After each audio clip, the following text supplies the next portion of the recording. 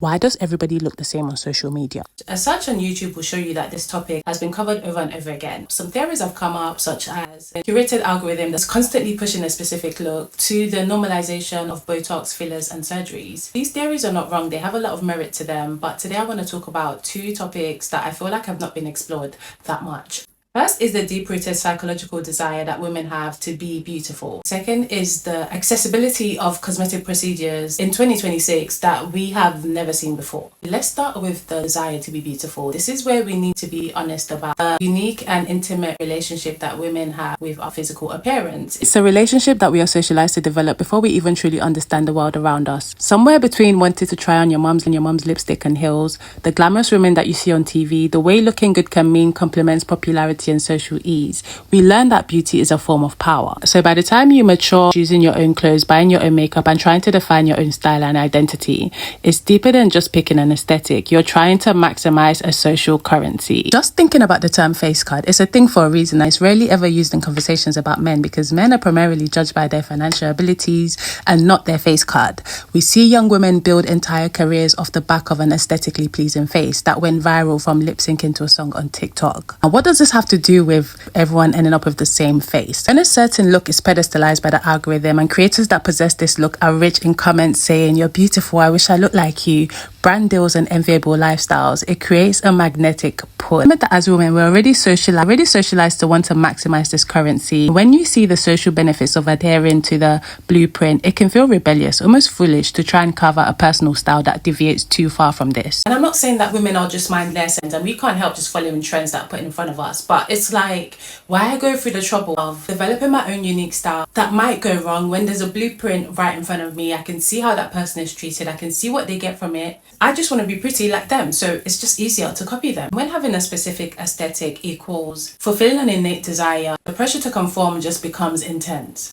But simply desiring to be as beautiful as the girl that you're seeing on your screen is not enough. To get to where we are today, the means to fulfill that desire also has to be easily available. And that brings me to my next point, the accessibility of cosmetic procedures in 2026. The era of only celebrities and wealthy people having exclusive access to the best surgeons and cosmetic procedures is over. Social media has now become the greatest marketing tool for clinics and doctors to promote themselves. Hey Nisa, how old are you and how many units of Botox do you get? I'm almost 37 years old and I get about 230 units, but let me explain why. I get it in my frown lines, my forehead lines, my crow's feet, my brow lift, a little bit in my buddy lines, chin dimples, DAOs. I get it in my masseters, my neck bands, and also my trapezius. Christine, how old are you and how many units of Botox do you get?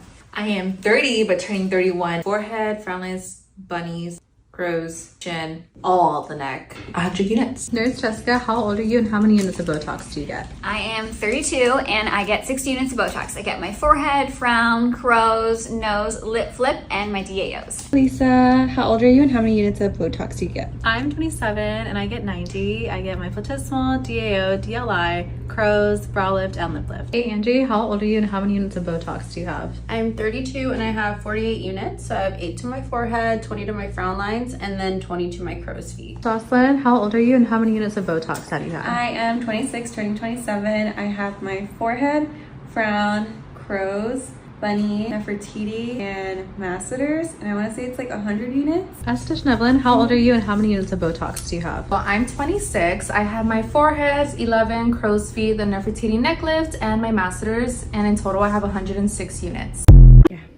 Anti-wrinkle injections can be used to create an open-eyed look.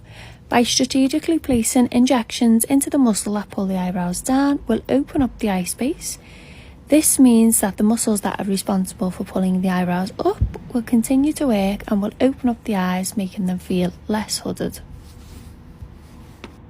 The same apps that you're seeing, the beauty that you desire, you're also getting the thing that will help you fulfill that desire, which is the procedures, the doctors. I remember being about 19 or 20 and watching Real Housewives of Beverly Hills. There was a housewife on there called Taylor. She had these big juicy lips, right? At the time, lip injections were not a thing. Having big lips was not a desirable trait. People would make fun of her lips, but I was intrigued because I'm someone that has thinner lips. I would always push my lips out in a mirror like this and say, I'll be so much prettier if I had my lips bigger. I didn't have the words for it back then, but essentially I felt like my face would be more balanced if my lips were more prominent. But at that time, information like that would have been very hard for me to get. I didn't have the resources. I probably would have had to travel out of the country. And honestly, I wouldn't even have known where to start. If I'm 19 or 20 years old today, I have a world of information at my fingertips. I could see a feature on a celebrity and have a procedure booked for next week. That's the huge difference that the accessibility makes. The gap between I want this and I have it has been shrunk to almost zero. It's the equivalent of fast fashion or shopping on Amazon, where you see something, you like it, you place your order, and it comes the next day or the next week.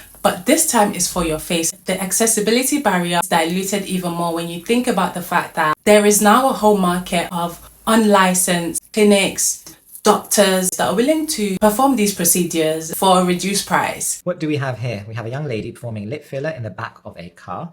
She's got her friends there for more support. There's a lot that is wrong here. Okay, so let's just start from the beginning. So we can see that she starts off with a syringe in her mouth. So that's a contamination hygiene risk. Also an infection risk. She is not wearing gloves. She's wearing one gloved hand, but it's not the hand that she's using to perform the actual procedure. The technique needs a bit more work as well, because let's take a look again. When she places the needle needs to not be on the vermilion border, so the transition of the red part of the lip versus the white part of the lip. You need to be in the red part of the lip. You're injecting the lip, it's lip filler.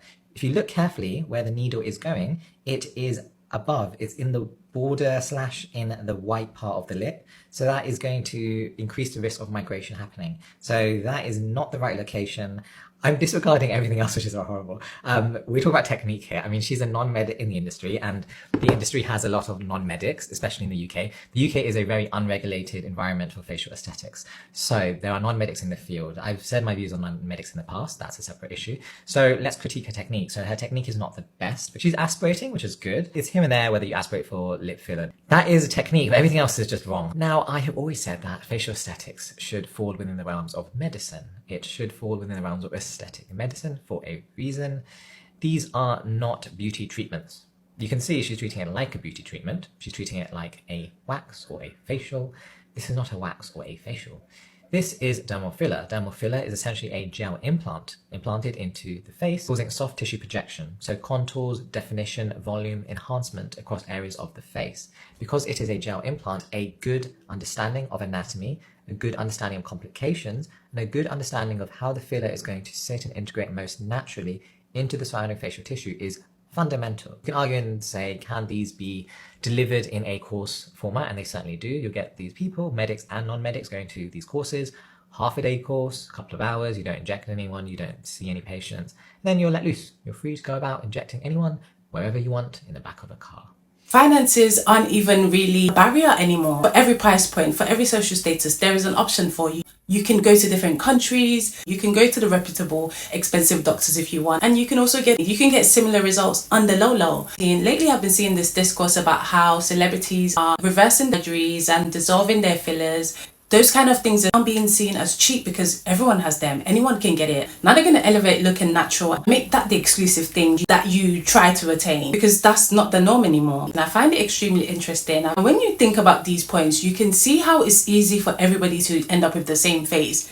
It fulfills something that you deeply, deeply desire. It can be cheap and easy to get. If the algorithm is constantly pushing a specific one look that is beautiful and it's being reinforced via trends and the must-have facial features of the moment, how do you resist the pressure to conform and dissolve and dilute your own individuality? The real solution is to build a self-image that's independent of the algorithm and develop your own personal style, no matter how hard and counterintuitive that might seem. Like, you have to take the time to know who you are, what are your values, what do you desire out of life, and get more comfortable with your own definition of what it means to look like your best self. The beautiful thing about beauty is that it can be customizable, and this is why I love the current beauty maxing trend, because even though that can also be taken to an extreme that is unhealthy. I watched a video from the creator of the trend. The core concept of beauty maxing is finding the hairstyle that works for your face, finding the best makeup style for your face shape, finding the best clothes for your body type, and creating a signature look out of that. It's a cheat code for always looking your best and getting pretty privileged. Not just trying to get a generic social media face or replace your own features to look exactly like somebody else. So when you customize any changes that you're making, exactly what your face looks like, learn exactly what your body looks like, any changes that you make, if you do choose to get any procedures, you'll be making an informed decision. You're not just going to be following trends or trying to copy another person. It's going to be from a place of you wanting to look and feel more like yourself. You getting things that are actually fitting for your face. You stopping to think, do I need to get a slimmer nose? Do I need this procedure? Do I actually need foxy eyes? Do I need bigger lips? When you work on your sense of self, you can stop and think, am I getting this procedure because I want to look like this pretty person on my Instagram page? And do I think that's going to make me happy, feel more confident? That can literally stop the spiral into having body image issues that you didn't have before, right? Constantly finding things to tweak and change are basically unnecessary. Just to end this, like I said, we are socialized to want beauty. It's unrealistic to think that you're going to escape that desire altogether. We're still going to be inspired by beautiful women. Beautiful women are always going to be copied, mimicked, and people will attempt to replicate their beauty forever. From movie stars to models, celebrities, even the ones that have passed away. Like, that's how powerful beauty is. A regular everyday girl that's attractive will also have the experience of being copied. You're going to do it to people and other people are going to do it to you. It just is what it is. Yeah, optimize your beauty, maximize your hotness. Remember that it's okay to also keep some of the messy, unbalanced parts of your face. Those little unique, distinct characters that make you you. Don't chisel it all away. Yeah, that's my take.